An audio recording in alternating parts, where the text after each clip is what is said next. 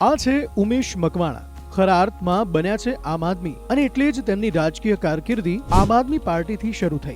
ઉમેશ મકવાણાનો જન્મ 1977માં બોટાદ ખાતે કોળી સમાજના સામાન્ય પરિવારમાં થયો। તેઓ શિક્ષિત છે અને BA B.Ed નો અભ્યાસ કરી ચૂક્યા છે અને યુનિવર્સિટીમાં ફર્સ્ટ આવ્યા હતા। ઉમેશ મકવાણા 2022માં આમ આદમી પાર્ટીમાં જોડાયા। તેમનું લક્ષ્ય આમ આદમીને મદદ કરવી અને તેને આગળ લાવવાનું છે। ઉમેશ મકવાણા વર્ષ 2022માં આમ આદમી પાર્ટીમાંથી બોટાદ વિધાનસભાની ચૂંટણી લડ્યા અને મતદારોએ મૂકેલા વિશ્વાસના કારણે તેઓ ધારાસભ્ય બન્યા। ઉમેશ મકવાણા ભાવનગર બોટાદ લોકસભાની ચૂંટણી માટે વિપક્ષોના ઇન્ડિયા ગઠબંધનના કારણે તેઓ ભાવનગર લોકસભા બેઠક માટેની ચૂંટણી લડી રહ્યા છે। ઉમેશ મકવાણાએ આજ સુધીમાં તેમના બોટાદ મત વિસ્તારમાં 1100 કરોડથી વધુ રકમના વિકાસના કામો કરી પ્રજાની સુખાકારીમાં વધારો કર્યો છે। ઉમેશ મકવાણા ધારાસભ્ય બન્યા બાદ ગુજરાત વિધાનસભામાં સૌથી વધુ પ્રશ્નો પૂછવામાં બીજા ક્રમે રહ્યા છે।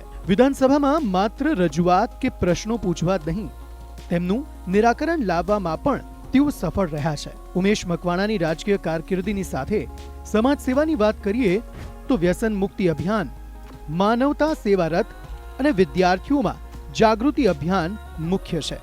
ઉમેશ મકવાણા બોટાદ વિધાનસભાના ધારાસભ્યની સાથે હવે ભાવનગર બોટાદ લોકસભાની ચૂંટણી લડી રહ્યા છે। તેઓ ભ્રષ્ટાચાર દૂર કરવો અને લોક ઉપયોગી કામો કરવાની નેમ ધરાવે છે। ઉમેશ મકવાણાએ કરેલા મુખ્ય કામો જોઈએ તો બોટાદ શહેર અને જિલ્લામાં 16 કરોડથી વધુ રકમના ખર્ચે શાળાઓના કામો, 14 કરોડના ખર્ચે બોટાદમાં ઇન્ટરનેશનલ કક્ષાનું સ્પોર્ટ્સ કોમ્પ્લેક્સ, બોટાદ શહેરમાં 7 કરોડથી વધુના ખર્ચે 5 જેટલી હોસ્પિટલો, બોટાદ અને સમગ્ર જિલ્લામાં 736 કરોડના ખર્ચે પાણીની પાઇપલાઇનની સુવિધા, બોટાદ શહેરમાં 66 કરોડથી વધુના રોડના કામો, 25 કરોડના ખર્ચે બોટાદના કાનિયાડ ખાતે GIDC અને લાઠીદડમાં સબયાર્ડ, ₹32 કરોડના ખર્ચે ગઢડા બોટાદમાં ગટરના કામો તેમજ બોટાદમાં જિલ્લા કક્ષાનું ફાયર સ્ટેશન પણ બનાવવામાં સફળતા મળી છે।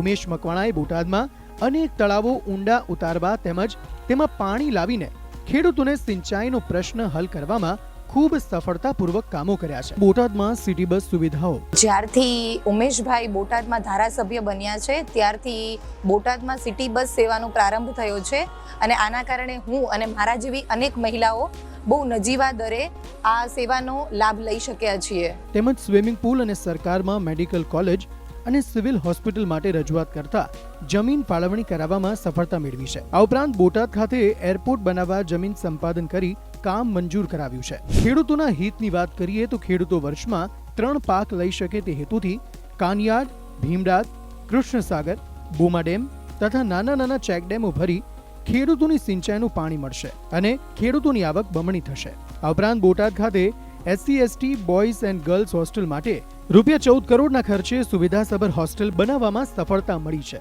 આ ઉપરાંત મહિલાઓ માટે જીમ સેન્ટર પણ મંજૂર કરાવ્યું છે તેમજ કોળી અને ઠાકોર સમાજ માટે શૈક્ષણિક ભવનનું કામ પણ આગામી દિવસોમાં નિર્માણ કરવામાં આવશે। ઉમેશ મકવાણાએ તેમના 1 વર્ષના ધારાસભ્ય તરીકેના કાર્યકાળ દરમિયાન તેમની મિલકત અને આવકનો હિસાબ એફિડેવિટ કરીને બોટાદ અને ગુજરાતની જનતાને આપ્યો છે। આમ હિસાબ આપનારા તેઓ ગુજરાતના એકમાત્ર ધારાસભ્ય છે। ઉમેશ મકવાણાએ તેમની કામગીરીનો રિપોર્ટ આપના સંયોજક અને દિલ્હીના મુખ્યમંત્રી અરવિંદ કેજરીવાલ અને પંજાબના મુખ્યમંત્રી અને આપ નેતા ભગવંત માન પાસે પણ રજૂ કર્યો છે। ઉમેશ મકવાણા ગુજરાતના એકમાત્ર એવા ધારાસભ્ય છે જેમણે સામે ચાલીને સરકાર પાસે ઈડીની તપાસ માંગી હતી, જે તપાસ હાલ શરૂ છે। ઉમેશ મકવાણા ઇન્ડિયા ગઠબંધનના ઉમેદવાર જાહેર થતા તેમનું પ્રચાર કાર્ય જોરશોરથી ચાલી રહ્યું છે, જેમાં કોંગ્રેસ અને આપ ગુજરાતના નેતાઓ તેમજ બંને પાર્ટીના કાર્યકરો પ્રચારમાં જોડાયા છે અને તેમને ઠેર ઠેર આવકાર મળી રહ્યો છે। કોળી સમાજનો શિક્ષિત, ઈમાનદાર અને યુવા ઉમેદવાર એટલે ઉમેશ મકવાણા અને એટલે જ